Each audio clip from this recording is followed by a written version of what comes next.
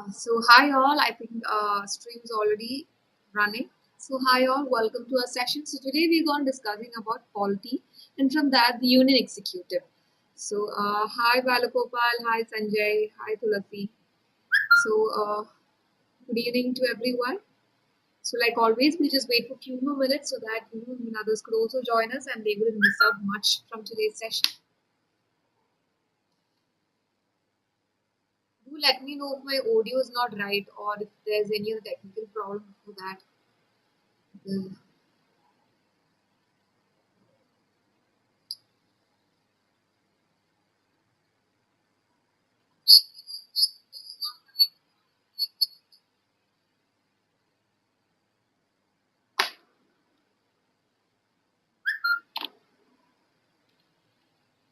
So 8:40 now. We'll wait till 8:42 so that when others could also join the session. So we are having slowly aspirants joining us. So yes, today's class is about union executive. That is about the post that we have here. The union is actually central, the central government, and the most important no, stop messaging me right now. Okay. This thing that is the central government and the most important post being assigned to the central government. And it's not just talking about any other post, but it's all about, the executive post. That is, we have three pillars. Actually, we have four pillars in a democracy.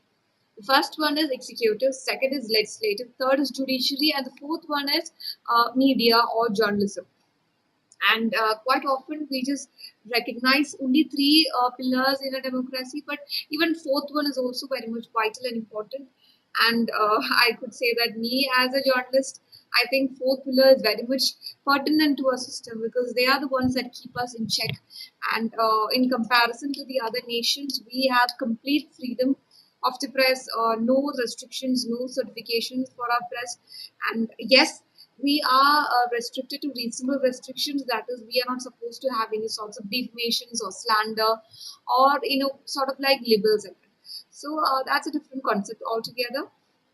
So these are the three pillars of a democracy, and we are going to discuss about the executive or the first pillar of our Indian system. So I think we should just start a class already. Those who want to join, you can start the video from the first, go back, rewind, and see from the first.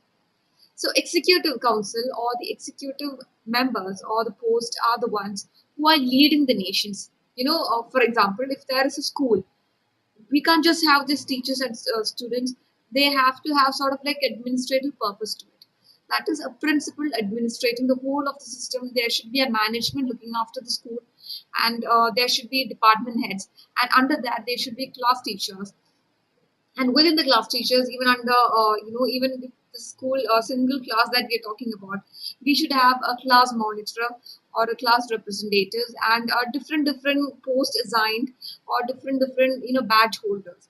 For example, we would have task force leaders, we would have sports leaders, we would have a literary club leaders. So same way over here also, we have these people, these administration council. These people are looking into the administration, as in, okay, I'll try to cover the portion for people who have no idea what polity is all about.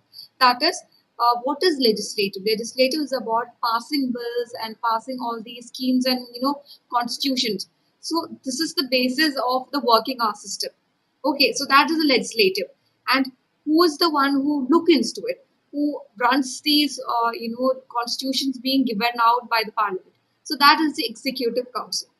And who is the one who penalizes, who punishes, and who judges everyone? That is the judicial system. So today we are going to discuss only about the union council, the union executive, or the first pillar. So yes, uh, so like I said, is that our Indian democracy starts off with parliament. Parliament is the basis of union executive, and under the parliament we have president. Like how there is in Britain or the Great Britain, if we could talk about, there is crown. Crown is what the queen that we have right now. So she is the head. She is the utmost authority, the power of the nation. So same way over here also we have president. So president is the one who looks after us, the head, the real head of us. But he is not the real head. He is just a namesake. as in he has no much of executive powers or legislative powers assigned to him. So that's a different concept altogether. So we have president, and under the president comes the real head, the one who is working behind all of it, the one who is, who's actually doing the work. So that is prime minister. And under the prime minister, we have certain ministers, that is, we have council of ministers.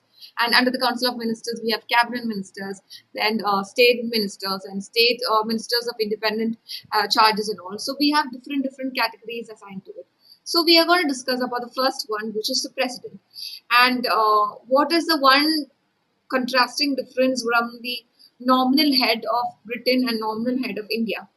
That is, here we have president who is elected representative, but over there in Britain, what happens? It is it's sort of like a monarchical system. That is, after the queen dies, the next prince, it could be Charles or whoever, William or anyone who's being assigned to it. So it's sort of like a monarchical hereditary system. But over here we have Ramnath Cohen sir as our president, our current president, and if he is unable to fulfill his duties as a president, probably he falls sick, or he is unwell, or if something bad happens to him, then we would be having a next elected representative to be the president. Or else if his tenure is completed, I think he got the presidency by 2017. So after 5 years, when his tenure gets over, we'll get the next president. And no, he has no other connection with the president. That is, he wouldn't be the son or the hereditary, systems that we follow here. Here is purely republic in nature. That is, he is represented or he is elected by people, but yes, he is not directly represented by all the citizens. For example, we have state legislative assembly elections and all. We get to choose our leaders, but president is not something that we get a chance to elect, and he is elected by other elected representatives, MPs and MLAs. Only the elected okay, not the nominees.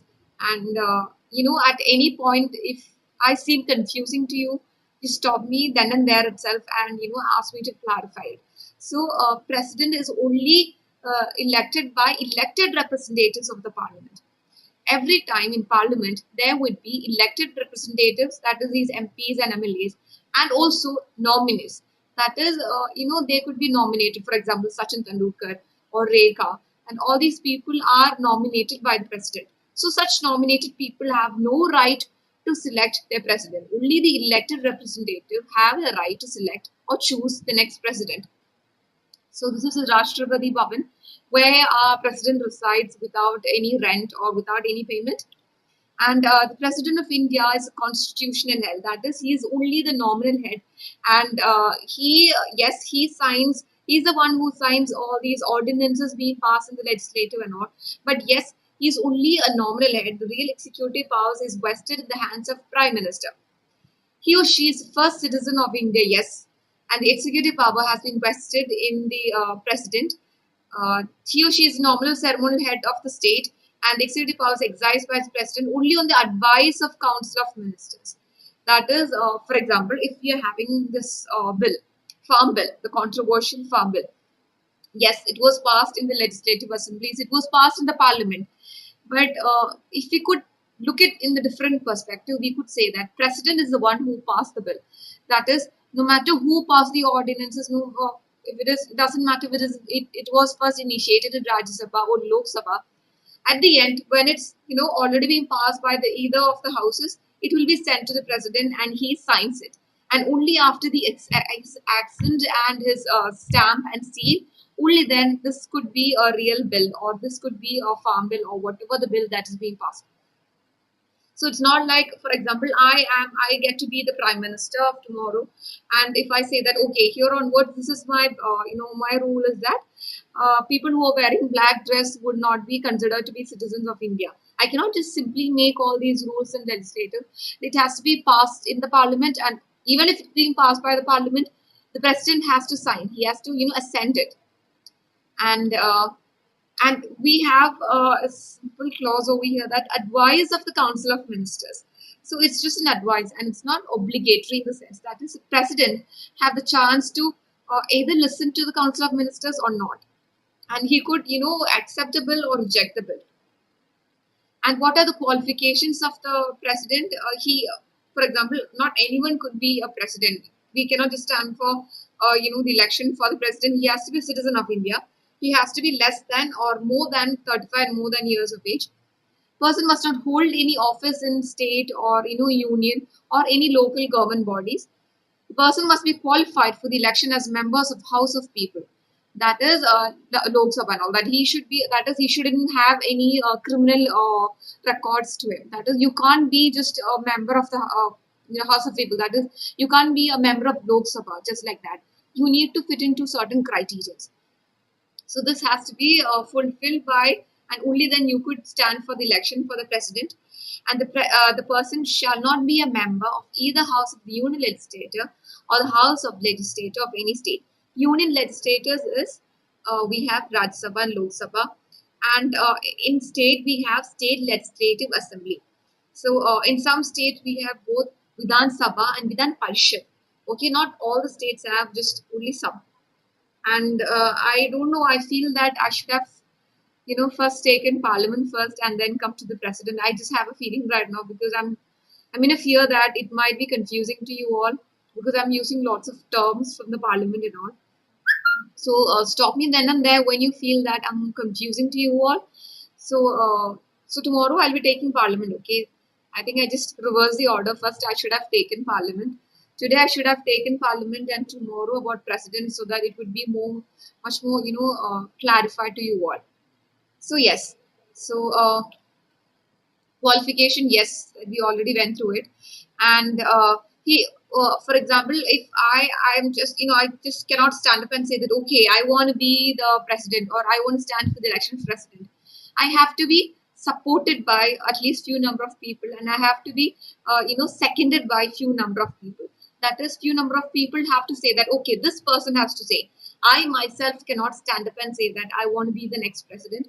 Somebody else, okay, 10, 20 number of people should stand up and say that okay, we want this person named ABC to be the next president or to be a nominee of president. And they should also deposit money in the RBI, that is one-sixth of the votes. This is why, because we want to eliminate all the non-serious candidates for the election of president.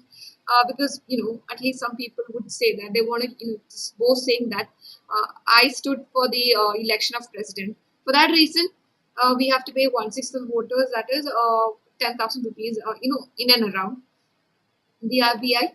And the tenure is actually 5 years, but there are chances when the tenure is not completed, when the president falls sick, or when he is unable to, because of health issues or any other issues. And also, there is another criterion which wouldn't be able to make him complete his tenure, which is impeachment.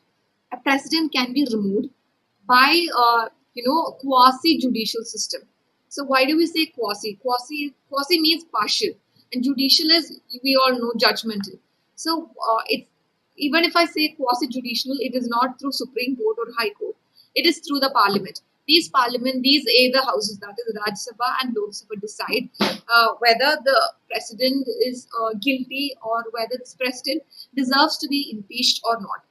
And I would like to give out the news or an information that uh, it's been like so many years, but until now, not even a single president has been impeached in our government.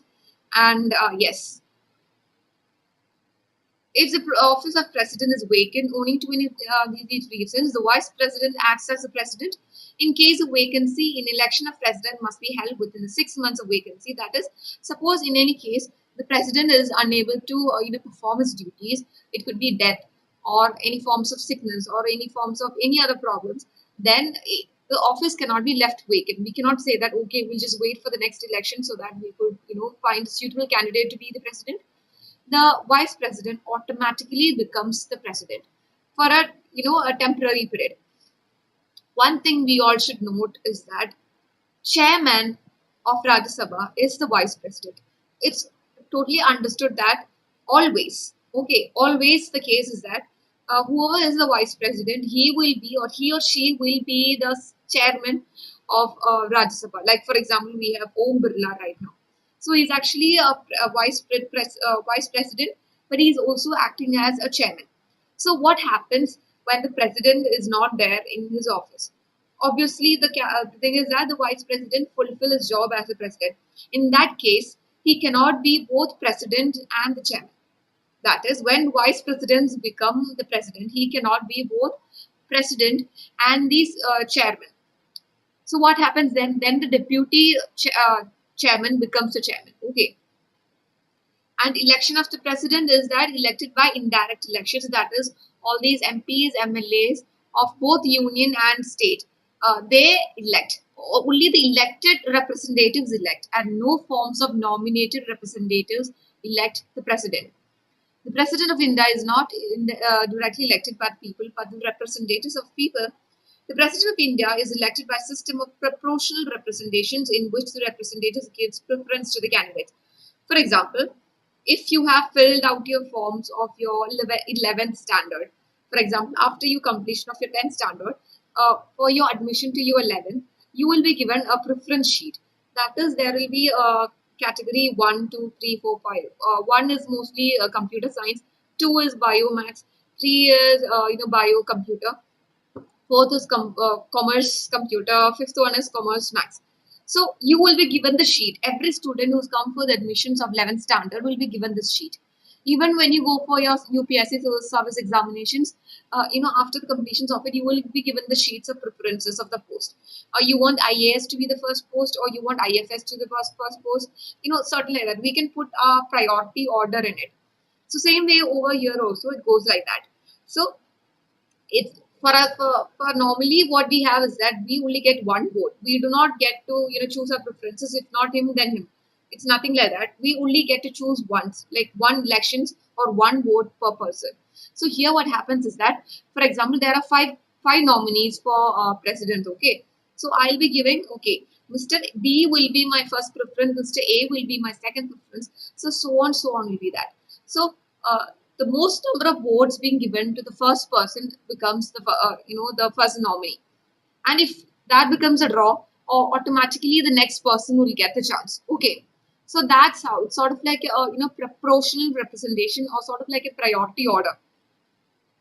This method is known as single transferable candidate is required to get a quota vote. That is, the vote is being transferred. If the first one goes in draw, the second one will get it, because we already mentioned our preferences. If not him, then him, and if not him, then him. Sort of like we have given out our priority list. And the president is elected by an electoral college and elected members of Lok Sabha, Rajya Sabha, and legislative assemblies of state president, electoral college for the election of president. And yes, one more point I would like to point out again is that only the elected people of Lok Sabha, Rajya Sabha, and state legislative assemblies, only the elected ones, and no amount of nominees will be given a chance. For example, in Rajya Sabha, 12 people are nominated by president.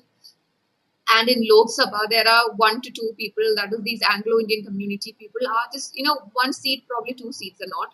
In Lok Sabha, they don't get a chance. It doesn't matter whether I'm from Lok Sabha, Rajya Sabha, or state legislative assemblies. Nominated people, they don't get a chance to vote. They don't get a chance to cast their vote to choose their president. And these are the powers and functions of the president, that they have all these sorts of power, but they are, we could say that he doesn't have a power sort of in comparison to the prime minister. Yes, president is called to be the first citizen of India. He is the head or the nominal head, but he doesn't get the chance, or he doesn't get the power to be the real executive power. And the role of president is being the constitutional head, administration, the advice of prime minister. Like I said, if I am the next prime minister, I will be like, okay, I want to pass this bill, demonetization.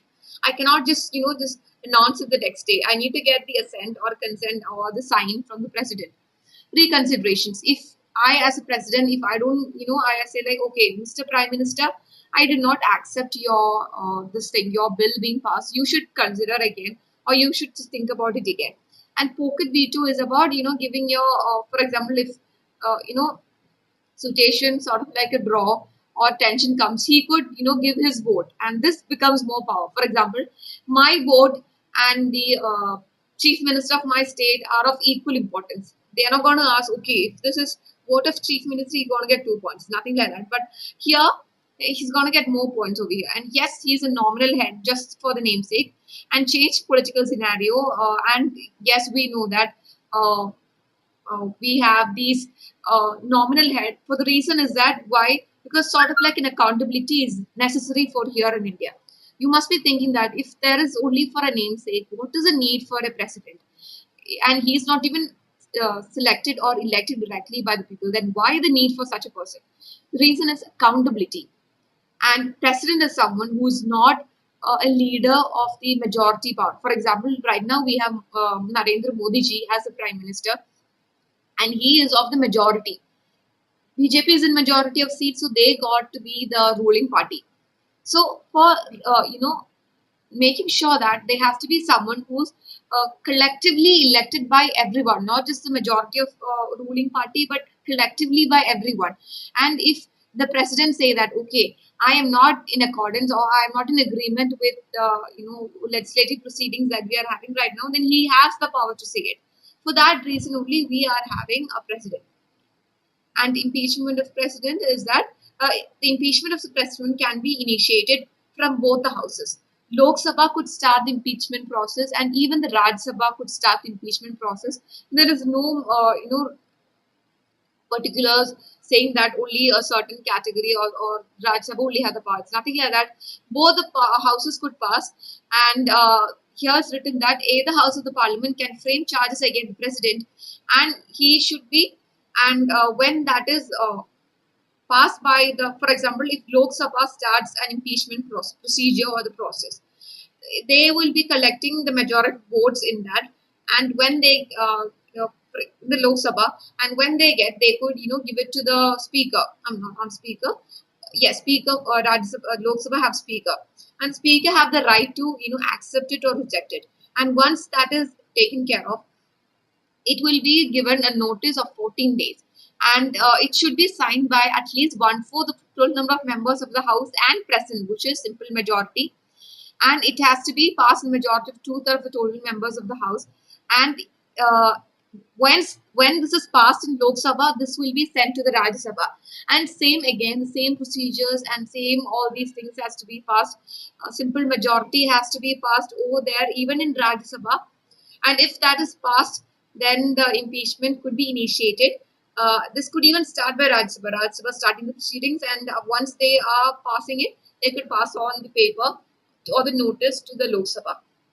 So either way, they could do it, and not even once that we have even started any initiation for any sorts of impeachment for any president.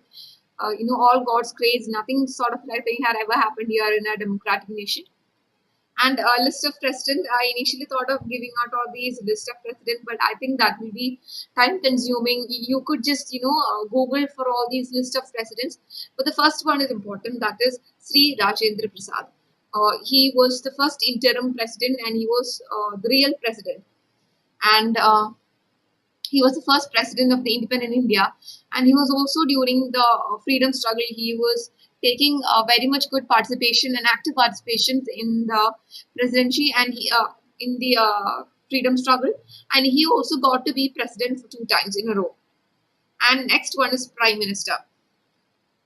Okay, before I get into the prime minister, I just want to ask you that was I clear to you all, because I felt that I should have taken the parliament portion first instead of covering these executive or union post, because it might seem confusing. So if it is not clear to you all, you could just stop me then and there and ask me any questions. And we shouldn't, there's no point in going on about without understanding it. And one more thing I would like to point out is that just like the president is the head of the nation. We also have governor here in the state. Like same way over in the union, we also have in the state. That is even the state we have state legislative assembly. Under that we have the governor, who also is sort of like a nominal head of the state, but who is the active head, that is the chief minister. And even under that also there are many ministers and all. So even governor is also almost kind of same, similar to it. And one thing about difference in the governor is that he also has to be the outsider. For example, in place called Maharashtra, the governor of Maharashtra shouldn't be a person from Maharashtra. He can be someone from Meghalaya, someone from Assam, someone from Gujarat, Rajasthan, but he shouldn't be a native of the state that is being given or assigned to him. That because the reason is that he is sort of like a representative of the union, but he is not under the union. He is under the state. That is, he should be submitting reports to the union. For that reason only, he should be an outsider. So the next one is prime minister. So yes, these are the famous prime ministers that we had over here. The prime minister is the head or the real executive head of here in India. And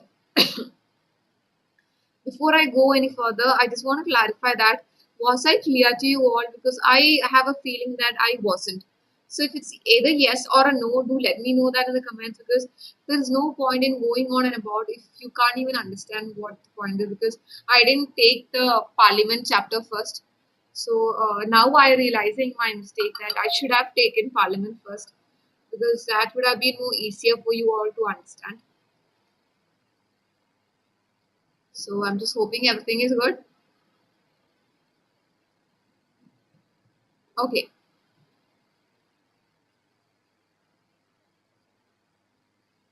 Okay, fine. So now is Prime Minister, and he is a real executive authority, and he is appointed by the President. And Prime Minister is appointed by the President in accordance with the advice of the ministers. That is the ministers under him. That is all the Council of Ministers. It was little confusing. Okay, you know what? Just forget today's class, okay? I'm sorry. Even I feel that. But even when I'm explaining, I feel that I'm missing few points. I did not give you what Rajya Sabha is, what Lok Sabha is, what is the working of Parliament, and I did not teach you what the votes and types of votes and all these categories, and what is executive, what is legislative. So I think we'll just forget today's class. Tomorrow we'll start fresh with Parliament. Okay, we'll thoroughly study what Parliament is, and only after that we'll again come back to the same portion, and it will be more clear to you all. So I think we should just end today's class. Tomorrow it will be Parliament, because even when you come into the cabinet ministers and all, it's going to be even more confusing. We have council of ministers, and we have other types of ministers, that is ministers of state and ministers of state independent. And so for that reason, I think you know or these independent charges ministers are there. For that reason, I think we should just end today's class. Tomorrow we'll study from this thing, Parliament, and after that we'll come back again. We'll start again from the President. I'll just quickly go through the President because we already had today's class, and tomorrow we'll get into after the other. So, bye all students. Study well. We'll see you all tomorrow at 8:30.